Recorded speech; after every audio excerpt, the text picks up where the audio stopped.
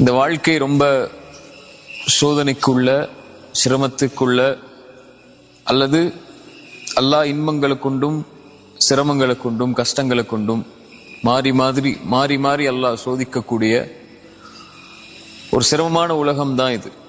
அல்லாஹ் இன்பத்தை கொடுத்தாலும் அது ஒரு சோதனை தான், அல்லாஹ் கஷ்டத்தை கொடுத்தாலும் அது ஒரு சோதனை தான்.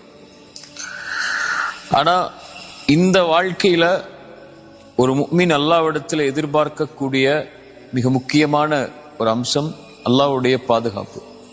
அல்லாஹ்வுடைய பாதுகாப்பு.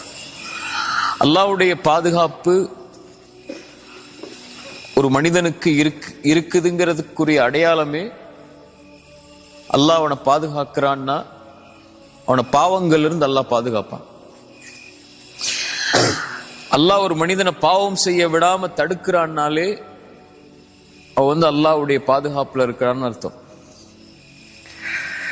ஒரு மனிதன் பாவம் செய்ய ஆரம்பிக்கிறான்னா அவன் அல்லாஹ்வுடைய பாதுகாப்பை விட்டு விலகுறான்னு அர்த்தம். புரியுதா நான் சொல்றது? ஒரு மனிதன் அல்லாஹ் பாதுகாக்கிறான்னா அவன் பாவம் செய்ய விடாம அல்லாஹ் பாதுகாக்கிறது தான் அல்லாஹ்வுடைய பாதுகாப்புடைய அடித்தளமே. அல்லாஹ்வுடைய பாதுகாப்பை விட்டு ஒரு மனிதன் விலகுறான்னா அவன் பாவத்தை செய்ய ஆரம்பிக்கிறான்னு அர்த்தம். உஹதுடைய களம், அல்லாஹ்வுடைய பாதுகாப்பு இறங்கிக்கிட்டே இருக்கு. மலக்குகள் அல்லாஹ்வுடைய தூதரோடும் ரசூலோடும் சேர்ந்து போர் செஞ்சுக்கிட்டே இருக்கிறாங்க. அல்லாஹ்வுடைய பாதுகாப்பு இருக்கு. சஹாபாக்கள்ல சிலர் உலகத்துடைய ஆசை கொண்டு கனிமத்துடைய பொருளை அல்லாஹ்வுடைய தூதருடைய கட்டளைக்கு மேல அல்லாஹ்வுடைய கட்டளைக்கு ஒரு அல்லாஹ்வுடைய தூதருடைய கட்டளைக்கு ஒரு விளக்கம் கொடுத்து அந்த மலையிலிருந்து கீழே இறங்கின உடனேயே அந்த பாவத்துக்குள்ள சஹாபாக்கள்ல சிலர் ஈடுபட ஆரம்பிக்கும் போது அல்லாஹ் எதை நிறுத்திடுறான்? அல்லாஹ்வுடைய உதவியை விட அந்த போர்க்களத்துல தேவையானது அல்லாஹ்வுடைய பாதுகாப்பு.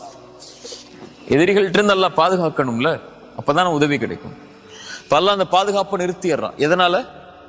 சஹாபாக்களுடைய சிலருடைய செயல்பாடின் காரணமா. இதான் அடித்தளம். அல்லாஹ் ஒரு மனிதனை பாதுகாக்கிறான்னா அவனை பாவத்திலிருந்து அல்லாஹ் பாதுகாப்பான். அல்லாஹ் ஒரு மனிதனை பாதுகாக்கிறதுல இருந்து அல்லாஹ் விலகணும்னா அந்த மனிதன் பாவத்தை செய்ய தயாராகும்.